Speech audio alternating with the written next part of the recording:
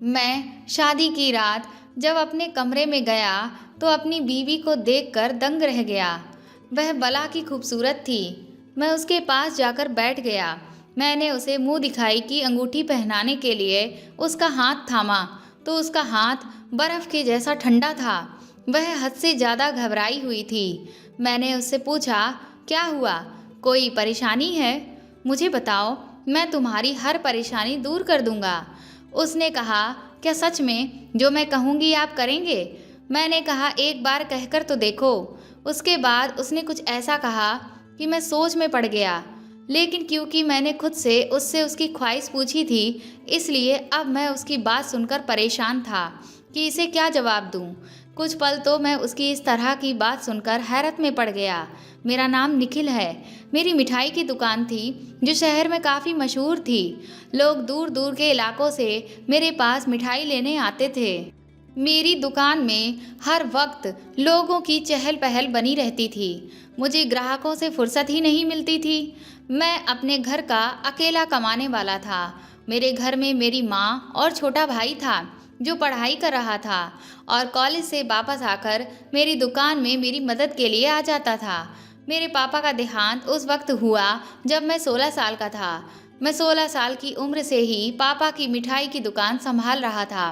मैंने अपने पापा की दुकान पर जी तोड़ मेहनत की थी और अपनी दुकान की मिठाई का कारोबार कभी गिरने नहीं दिया था। यही वजह थी कि मेरे पास ग्राहकों का मेला लगा रहता था।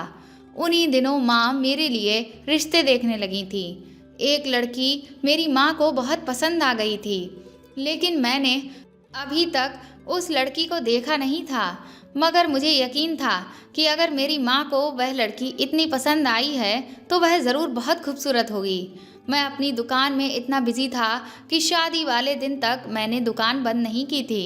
शादी वाले दिन मैं जल्दी से ग्राहक निपटा कर और तैयार होकर अपनी बारात लेकर चला गया।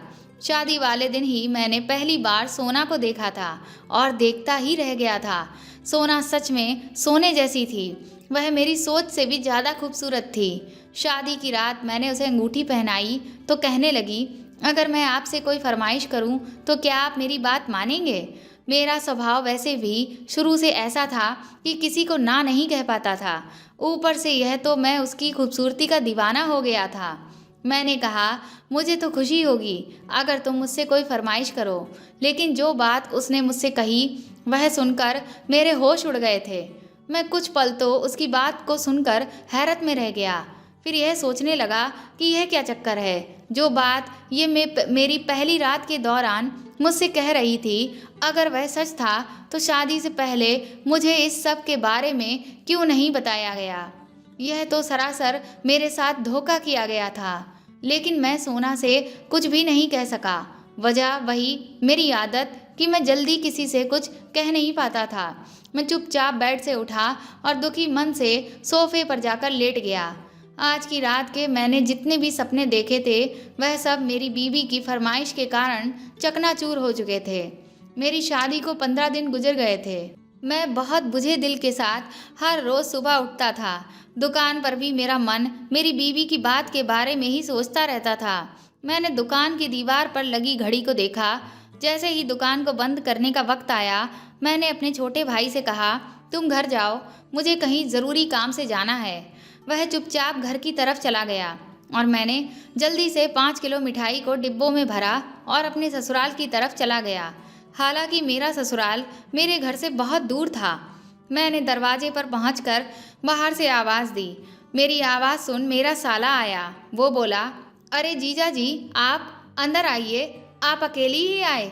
दीदी को भी साथ ले आते तो और भी ज़्यादा अच्छा हो जाता। मेरा साला बहुत अच्छा था। मुझे अंदर आने को कह रहा था, लेकिन मैंने उसे इनकार कर दिया ये कहकर कि मुझे देर हो रही है, फिर कभी आऊँगा, अभी मुझे घर जाना है। तुम यह मिठाई अपनी माँ को दे देना। वह मुझे हैरत से देख रहा था और मैंने 5 किलो मिठाई के डब्बे उसे थमाए और घर की तरफ चल पड़ा। मैंने ध्यान दिया कि जब से मेरी शादी हुई है मेरा छोटा भाई कुछ बुझा बुझा सा रहने लगा है। हालांकि मेरी शादी के टाइम पर वो बहुत खुश था। जब मैंने अपने छोटे भाई से इसकी वजह पूछी तो कहने लगा कि ऐसी कोई बात नहीं है, मैं बस ये चाहता हूँ कि अब आपका हाथ बटा सकूँ। अगले दिन रात को ससुराल से जब मैं घर पहुँचा तो सोना बहुत खुश लग रही थी। उसने एक खूबसूरत सा ड्रेस पहनकर सज धज के दरवाज़ा खोला, मुझे खाना गर्म करके दिया।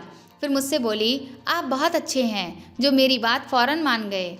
मैंने उसे मुस्कुरा कर देखा और कहा, कोई बात नहीं सोना, सिर्फ 6 महीने की ही तो बात है। सोना ने शादी की रात मुझे यह बोला कि उस पर एक प्रेत का साया है।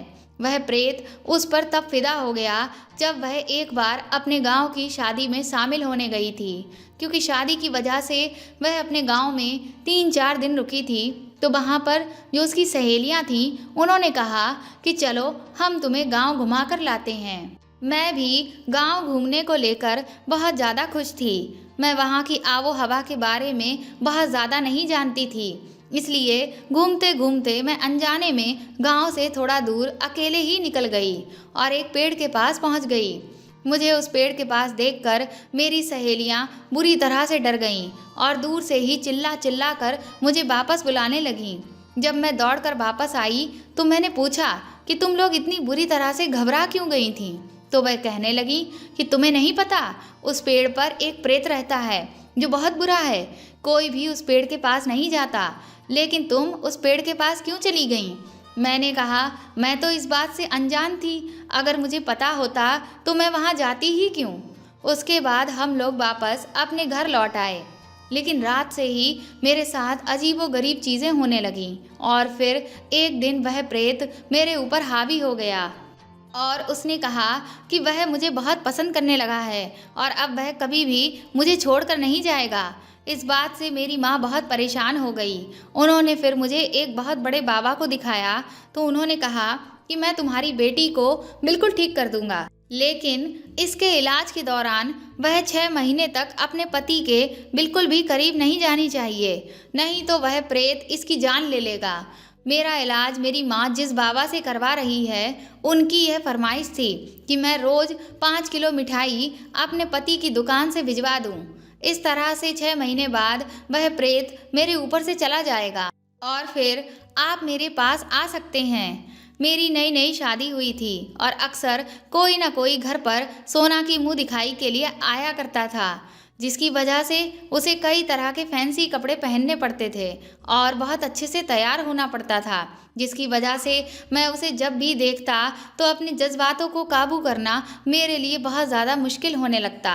फिर मैंने सोचा कि क्यों ना मैं एक अलग कमरे में सोने लगूं। मेरी पत्नी का बर्ताव मेरी माँ के साथ बहुत अच्छा था, वो उनका बहुत ख्याल रखती थी। आज जब मैं 5 किलो मिठाई ससुराल देकर रात में अपने घर पहुंचा तो मेरा भाई अभी भी जाग रहा था। वैसे तो वह जब भी दुकान से वापस लौटता तो खाना खाकर सो जाता था और मेरी माँ की तबीयत थोड़ी सही नहीं रहती थी, जिस वजह से वह भी जल्दी सो जाती थीं। लेकिन बाकी दिनों के मुकाबले आज तो मेरा भाई भी जाग रहा था और मेरी बीवी भी। दोनों साथ में बैठकर बातें कर रहे थे। मैंने अपने भाई से पूछा, तुम अभी तक सोए नहीं? तो वह मुझसे बोला, बस भैया, मुझे यूं ही नींद नहीं आ रही थी। उस दिन के बाद से तो यह रोज का ही हो गया था। मैं जब भी घर आता मेरा छोटा भाई और सोना बातों में मसरूफ़ होते थे। मुझे देखते ही फौरन मेरा भाई अपने कमरे में चला जाता था और सोना न जाने किस बात पर मुस्कुरा रही होती थी। मुझे ससुराल से वापस आते आते रात का 12 बज जाता था। एक दिन जब मैं ससुराल से मिठाई देकर वापस घर आया तो देखा मेरे कमरे से मेरे भाई और बीवी की आवाज़ आ रही थी। मुझे कुछ शक हुआ, मेरा भाई मेरी बीवी के कमरे में क्या कर रहा है। वैसे ये दोनों बाहर बैठ के बातें करते थे, लेकिन आज तो मैंने सोचा दरवाजे के पास जाकर उनकी बातें सुनूं, मगर दरवाज़ा शायद खुला हुआ था। जैसे ही मेरा दरवाजे पर हाथ लगा, दरवाज़ा खुल गया। मेरा भाई मुझे देखकर फौरन चला गया और मेरी बीवी रो रही थी। मैंने उससे पूछा, क्या हुआ? तो वह बोली, मेरी माँ की तबीयत खराब है। मैंने तुम्हारे भाई सचिन से कहा कि मुझे मेरी माँ के पास लेकर चलें, लेकिन वह कह रहा था कि आपको जाना है तो आप भैया के साथ जाइए। मुझे पता नहीं कि उसे मुझे ले जाने में क्या दिक्कत है, लेकिन यह जो मुसीबत मेरे सर पर है, इस बात का पता सिर्फ मेरी माँ को ही है। मेरे भाइयों को नहीं। अगर मैं आपके साथ गई तो वह आपको भी घर के अंदर बुलाएंगे, जिससे मेरा इलाज बेकार हो जाएगा। तो मैं चाहती हूँ कि आप अपने भाई से कह दें कि वह मुझे मेरी माँ के घर पर छोड़ दे। मैंने कहा ठीक है सोना, तुम कल सुबह तैयार रहना। मैं सचिन को कह दूंगा कि वह कॉलेज जाते समय पहले तुम्हें तुम्हारे मायके छोड़ कर आए। लेकिन जब यह बात मैंने अपने छोटे भाई से कही तो उसने साफ इनकार कर दिया। वह कहने लगा, दुकान मैं संभाल लूँगा, भाभी को आप उनके मायके छोड़ देना। मैंने कहा, तुम समझने की कोशिश करो, मैं नहीं जा सकता, मेरी मजबूरी है, तुम उसे मायके ले जाओ। मेरी इस बात पर वह कुछ नहीं बोला और सोना को उसके मायके ले गया। लेकिन उसी रात मेरे सामने ऐसा राज खुला कि मैं हैरान रह गया था। जब मैं दुकान बंद करके अपने ससुराल मिठाई देने गया तो मेरा साला कहने लगा, आप क्यों रोज इतनी मिठाई लेकर आते हैं? हमारे घर तो कोई भी मिठाई नहीं खाता और मेरी माँ को तो शुगर है, वह तो खुद मना करती है कि आप मिठाई मत लाया करें क्योंकि वह बेकार हो जाती है। अपने साले की यह बात सुनकर मैं तो हैरान हो गया था, क्योंकि मिठाई तो मैं सोना के कहने पर ही उसके मायके रोज लेकर जाता था और फिर सोना की माँ तो मिठाई लाने की पूरी वजह जानती थी। फिर वह ऐसा क्यों कह रही थी कि मिठाई क्यों लाता हूँ? मेरा साला कहने लगा, आप घर के अंदर आइए। तो मैंने कहा कि नहीं, अभी नहीं, मैं थोड़ा बिजी हूँ, फिर कभी जब मैं फुर्सत से आऊँगा तब आराम से आकर बात करूँगा। उसके बाद मैं ये कहकर जाने लगा। तभी मुझे अचानक से ध्यान आया कि मेरी बीवी और मेरा भाई तो आज यहीं आए थे मेरी सास की तबीयत का हाल चाल लेने के लिए। मैंने सोचा, मैंने तो अपनी सास की तबीयत के बारे में कुछ भी नहीं पूछा। मेरा साला मेरे बारे में क्या सोचेगा कि उसकी माँ बीमार है और मैं इतना बेफिक्र हूँ कि उनकी तबीयत तक की नहीं पूछी। मैं तुरंत ही पलटकर वापस उनके दरवाजे पर पहुँचा और अपने साले से कहा कि आपकी माँ की तबीयत अब कैसी है और उन्हें हुआ क्या था। मेरे इस सवाल पर वह मुझे हैरत भरी नज़र से देखने लगा और बोला, मेरी माँ तो बिल्कुल ठीक है जीजा जी, उन्हें तो कुछ भी नहीं हुआ। यह बात सुनकर तो मैं दंग ही रह गया। मैंने कहा, सोना यहाँ अपनी माँ से आज मिलने आई थी ना? इस बात पर वह भी हैरान रह गया और कहने लगा कि नहीं, सोना तो यहाँ नहीं आई। उन्होंने तो आज सिर्फ फ़ोन करके ही हमारा हाल चाल लिया था। उसकी इस बात ने तो मेरे होश ही उड़ा दिए थे। अब मैं यह सोचने लगा कि अगर सोना यहाँ नहीं आई तो फिर यह दोनों आज कहाँ गए। जब मैं घर पहुँचा हूँ तो सोना और मेरा छोटा भाई सचिन अभी तक घर नहीं आए थे। मेरी माँ सो चुकी थी। अब तो मेरे मन में बहुत ही अजीब अजीब से और गलत ख्याल आने लगे। मैं यही सोच रहा था कि सोना की बातें और उसके भाई की बातें बहुत ही अलग थीं और उसकी माँ तो अब मुझे बड़ी ही अजीब औरत लगने लगी, क्योंकि वह एक तरफ सोना के इलाज के लिए मुझसे रोजाना 5 किलो मिठाई मंगवा रही थी और फिर उसे कोई खाता भी नहीं था, और दूसरी तरफ वह अपने बेटे से यह कह रही थी कि मैं वहाँ पर रोज रोज मिठाई लेकर क्यों जाता हूँ। तभी अचानक से सोना की आवाज़ सुनकर मैं चौंक गया। वह मेरे भाई से कह रही थी, आज का दिन तो मेरे लिए बहुत ही यादगार दिन था। वह बहुत खुश लग रही थी। वह दोनों एक साथ घर के अंदर दाखिल हुए, लेकिन उन्होंने मुझे जैसे ही देखा वह दोनों बुरी तरह से घबरा गए। सोना के चेहरे का रंग पीला पड़ चुका था, लेकिन फिर अगले ही पल उसने अपने चेहरे का रंग एकदम से बदला और बड़े प्यार से बोली, अरे आप आ गए। मैं उसे बहुत ध्यान से देखने लगा कि वह अपना चेहरा झूठ के नकाब से ढके हुए थी। मैं सोचने लगा कि सोना और मेरा भाई तो उसके मायके जाने के लिए निकले थे, लेकिन वह रात को 1 बजे वापस लौट रहे थे, जबकि असलियत यह थी कि वह तो अपने मायके गई ही नहीं थी। फिर इतने घंटे वह मेरे भाई के साथ आखिर कहाँ पर थी, और जब वह लौटी है तो इतनी खुश कैसे है? इतनी खुश तो वह अपनी शादी वाले दिन भी नहीं दिख रही थी। अब तो मुझे कुछ भी समझ नहीं आ रहा था कि मैं क्या सोचूं और क्या नहीं, क्योंकि मुझे अपनी बीवी पर शक हो रहा था। लेकिन आखिर कैसे वह मेरे ही सगे भाई के साथ, क्या मेरा सगा भाई इतना बड़ा धोखेबाज है? लेकिन वह दोनों मेरे साथ दगा कैसे कर सकते हैं और क्यों? मैं कमरे में आकर सिगरेट पीने लगा। मेरा मन इस बात को मान ही नहीं रहा था जो मेरी आंखें मेरे भाई और बीवी के बारे में देख चुकी थीं। 16 साल की उम्र में ही मैंने अपनी दुकान की पूरी जिम्मेदारी संभाल ली थी, क्योंकि पिताजी का तो देहांत ही हो चुका था, जिसकी वजह से मैं परीक्षा भी नहीं दे पाया। अपनी माँ और भाई की जिम्मेदारी के कारण मैंने अपनी पढ़ाई भी कुर्बान कर दी थी, क्योंकि मैं यह चाहता था कि भले ही मैं ना पढ़ सका, लेकिन मेरा भाई खूब पढ़े और ज़िंदगी में बहुत ऊंचा मुकाम हासिल करे। इसके लिए मैंने खुद का सारा आराम और सुकून बर्बाद कर दिया, ताकि मेरे भाई की ज़िंदगी सुकून से गुजर सके।